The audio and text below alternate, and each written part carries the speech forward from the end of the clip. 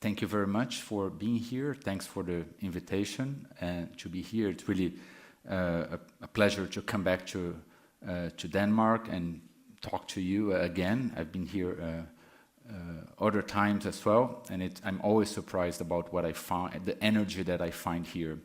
And so I want to talk about why I think this is a really once-in-a-generation opportunity to bring significant change to our schools.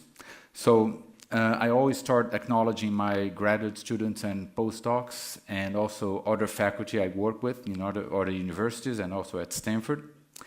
So that said, I want to start talking about something I call teaching technologies. So teaching technologies are ways to use technology to deliver the same content to everyone. And this dream of delivering content through technologies is a long dream, and it has, 100 years. It's a 100-year-old dream. And in the 1950s, it was about TV.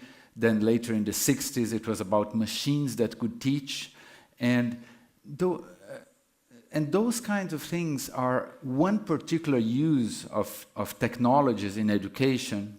And they have one very interesting characteristic, is that they're very cheap and very easy to implement.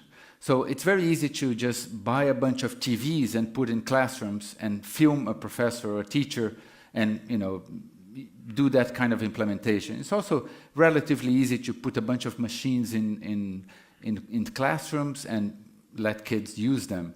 The problem with those technologies is that they are just digitizing something that doesn't really work well in the real world, right? So lectures don't really work very well. So the point of putting them in a box and offering them to students doesn't really have much revolution in it. Or making a machine that can test students, since we know that testing is not that, is not really a great way to assess students. So all of those things are one type of educational technology and not the type I want to talk about today. The type I want to talk about today is a different kind, which I call exploration technologies. And they were born 50 years ago with Logo, the Logo programming language of Seymour Papert at MIT. And so the idea of exploration technology is to give technology for students to create inventions, computer programs, artifacts, and so on and so forth. The problem with those technologies is that they are not cheap or easy to implement. They're actually quite hard to put in schools. But today I want to talk about why I think now we have an opportunity to really make it happen at scale, and all the changes that I think happened in the last 15 years that give me hope that this can actually be a reality in schools. And so far, it's been really hard to make the case for those kinds of technologies for policymakers, for school systems, because of several problems. Cost, the difficulty of implementation, the fact that some people don't think this is actually useful in schools. But let's see what happened in the last 15 years about that. So the first thing is that a lot of the ideals of progressive education, such as fostering critical thinking, fostering problem-solving skills, more interesting higher-level skills, a lot of those ideals, they got renamed as 21st century skills. It was not like that anyone planned it, but it just happened. But the fact is that it's much easier to go to a politician and say, oh, we should teach 21st century skills, than to go and say we should teach constructive education or something like that. Because people say, no, constructivism, that's all crazy stuff from like educators. We don't do that. But if you say 21st century skills, everyone is on board. So that's great.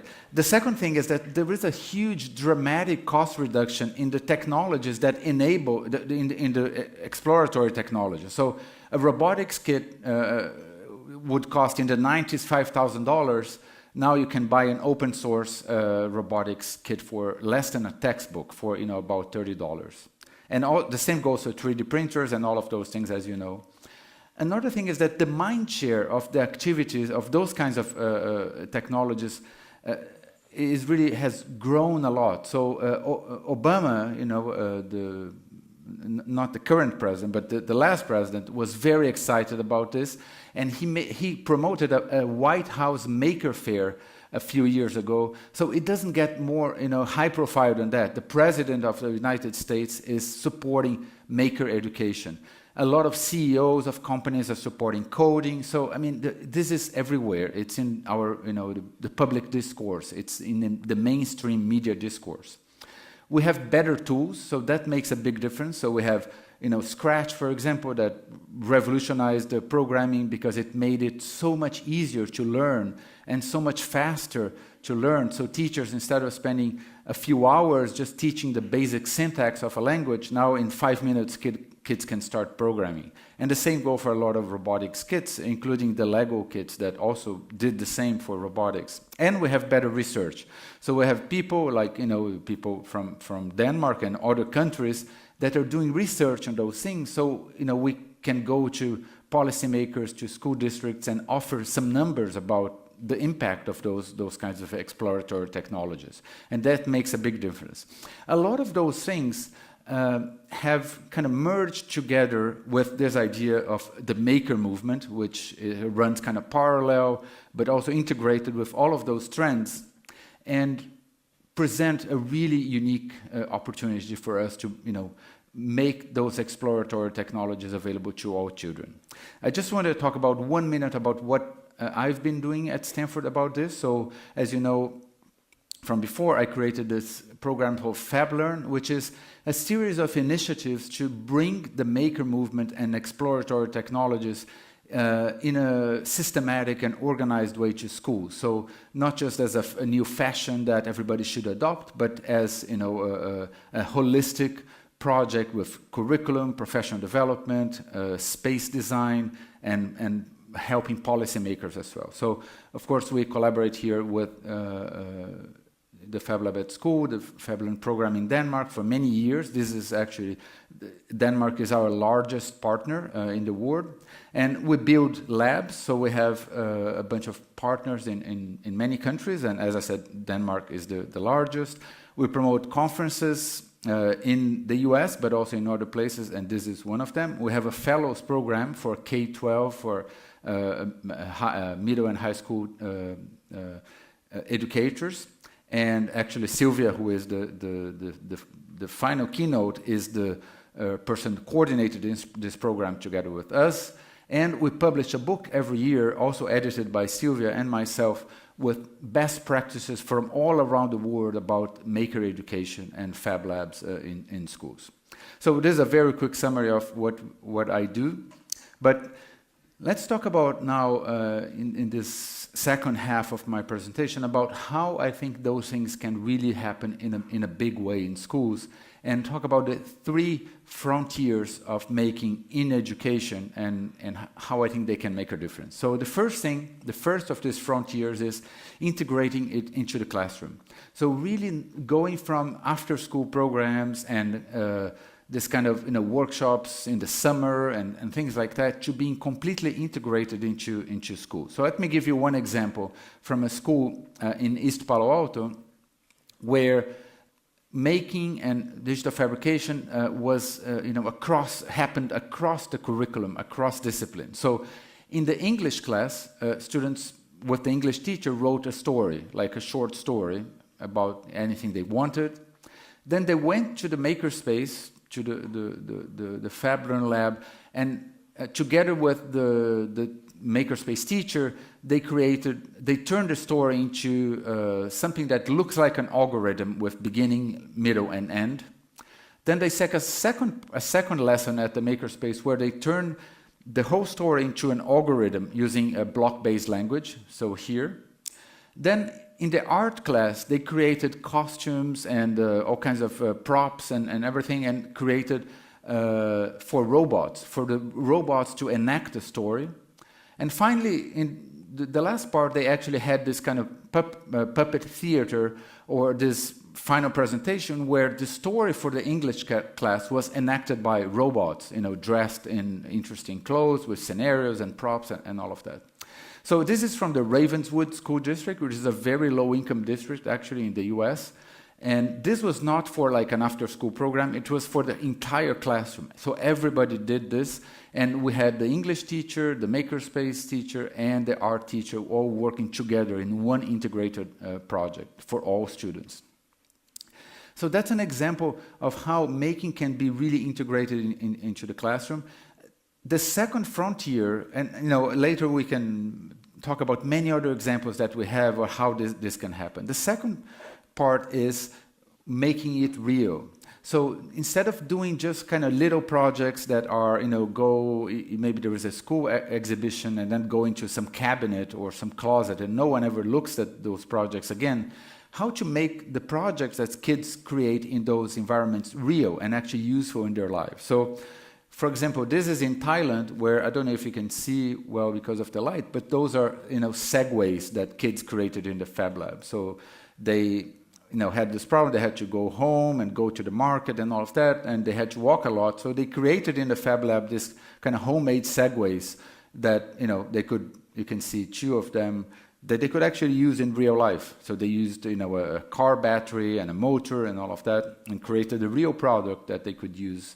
And that could also be an invention that maybe one day can be a real product. This other example is from Thailand too. So this guy is the school janitor, and every day he has to wake up at 6 a.m., listen, put his ear in this pipe and listen if the water is flowing. And if there is no water flowing, he has to turn on manually the water pump and wait 2 hours, and then the school has water. If he's sick or if he misses work one day, the school there's no water in the school because no one had turned on the water pump. So the kids had this idea of creating a project that would automatically detect the water level and then automatically turn on a sort of aquarium pump that was in this prototype here to solve this problem, to automate the problem. But then, a few kids said, oh, we have this great idea. Why don't we actually make it happen in the school? So they recruited some university students from nearby, and they actually hacked the school pump, the water pump, and made that project a real project. It actually fixed the problem that the school has had for years, right? So again, kids solving real problems that are not just toy problems, but real things that work in real life. This is a girl in Russia, in a high school in Russia, that had this problem. She was always forgetting her keys, right? I guess many of you have the same problem, like forget the keys, the phone, the whatever, wallet, everything. So she created this project. It's hard to see here. There is this green thing. It has a lot of magnets inside. And then this is a high sensitivity magnetic field sensor connected to a Google board. And so the project works in this way. When the keys are too far from the sensor, then it beeps, right? And the interesting thing about this is that later on, many years later after this project, there was a big startup in the Silicon Valley called Tile that launched a product exactly like this. Actually, I used this product. So this was years after. And I'll go back to this in a little bit. So that's the second frontier. So let's go to the third and last, which is research. So let me show some examples of work that we did trying to validate this idea that exploratory technologies are important. First of all, we did a series of studies about the value of exploration. So is it better to explore first a new topic, or is it better to have a lecture first about that topic, right? So we did many, many studies. I'm just going to show one example here of a study with a control group where one group had the lecture first and the other group had explored a topic first before the lecture. So they didn't really know the topic. They were given some materials and in an interactive table to explore, and they had the lecture second. So this was the result in very quick summary. So the group that had the lecture first is the red one, and the group that explored first is the blue one. And we did 4 replications of this study, but basically the idea is that letting students explore a topic before the lecture increase learning by 25%. So if you're interested, this is all like peer-reviewed articles that I can show you. A second type of study we did was, again, I don't know if you can see it, but this is, we give kids tasks, construction tasks, and then we use gesture sensors and other kinds of sensors to track their body movement, as you can see here. And and then we try to see patterns that are more productive for collaboration. So, you see the thing here, and then when we do a large study, this is how it looks like. We had a study of novices and experts, and we tracked their gestures and all of that. And the interesting thing that we found was that active students, they learn more when we measure the post-test. But that's not very surprising. The most surprising thing was that the best predictor for learning was how many times students alternate between active and passive. So, in a way, the best predictor for learning was how many times they alternate between doing and thinking. So, making is not just about doing stuff, it's not about the hands, but it's about the dialogue between hands and the head. Which is a very important thing.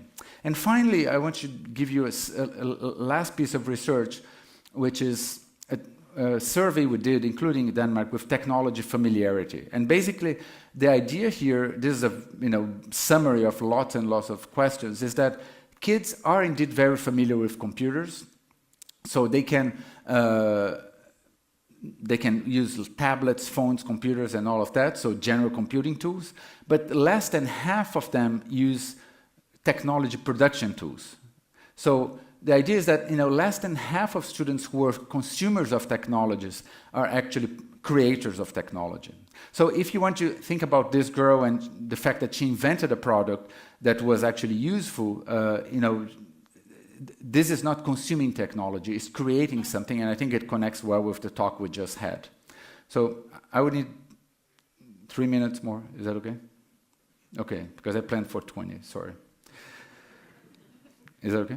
Okay, so very quickly, so let me show you a funny picture. So if I show you this, you can't see anything, right? If I show you this, some of you might start seeing something. If I show you this last part, everybody sees faces, right? And, of course, now everybody sees lots of faces. I'm a terrible artist, but in any case, why do we see faces everywhere like this? Because our brains are hardwired to recognize patterns, right?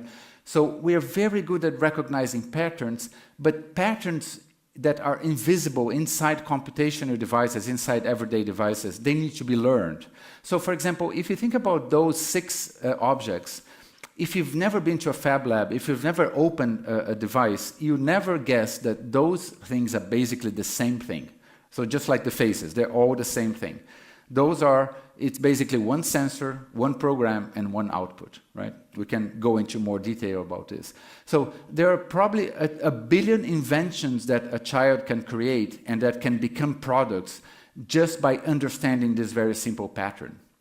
But how do we expect kids to design solutions that are this and to complete this list if, how we want them to design if they don't understand that pattern of sensor, program, and output, which is what basically half of the things you do in a fab lab, in a makerspace, is creating those kinds of devices. So if we want to change this graph here, and we want those kids to come up and reach, we want digital natives, but digital natives that are not just consumers of technology, we need to have makerspaces everywhere. And one important thing about makerspaces that are different from other ICT tools is that, if I want to create a movie, I can use my phone and I can edit a movie and post on Facebook or YouTube or whatever. If you want to create music, if you want to create a lot of things, you can just use your phone. So we carry those tools with us. But the technology production tools like a 3D printer, robotics, and all of that, those you cannot carry in your pocket, right? So right now, the only way to democratize those technology creation tools are to have them in schools. So schools are the only place for democratic access to those kinds of technology creation tools. We cannot carry them with ourselves. So if we don't keep working on putting them in schools, we are not democratizing the access that kids need in order to create this generation of people that can invent and create and all of that. So just to wrap up and just so where I'm going with all of this, all of those things that I mentioned before, they are basically the pillars of effective educational reform, policy, cost, mindshare, tools, and research. They are kind of getting a lot of exposure because the maker movement is getting so much exposure. And all of those things give me hope that we can make technologies for exploration at scale finally a reality. And I want to say that this is just the beginning of something. And sometimes I hear people saying, "Oh, we've been doing maker stuff for like 3 years. Maybe you should switch to something else that is more modern." But if we want to make this happen in schools, we need to stick to it for another 10 years, because that's the speed of real implementations in schools. So, the project here in Denmark is, the largest I know in the world, and it's very advanced and has amazing results, and it's very well measured. You might have seen the report that was produced by University of Aarhus. And now is the time where, in some countries I see people saying, well, let's go for the next fashionable thing. Let's go for, I don't know, some, augmented reality, and let's forget the maker spaces and the maker movement and all of that. But that's exactly the wrong way to go about it. It takes 5 to 10 years for innovations to really take hold in schools. So my recommendation for you is, don't stop now and don't switch to something else. You're already in the forefront of this movement, and I'm confident that Denmark can be a model for the world if you stick to it for another 10 years, and in 10 years we go back to this plot, and we say that Danish kids, they are not only consumers of technology, but they are producers of technology, and they are designing the future consumer products, the future industries that we might not even know what they will be in the future. So, I hope this is a message of hope, but also a message of optimism about the state of this work in Denmark, and just hoping that you keep doing it as you have been doing it for up to now. So thank you very much, and have a great event.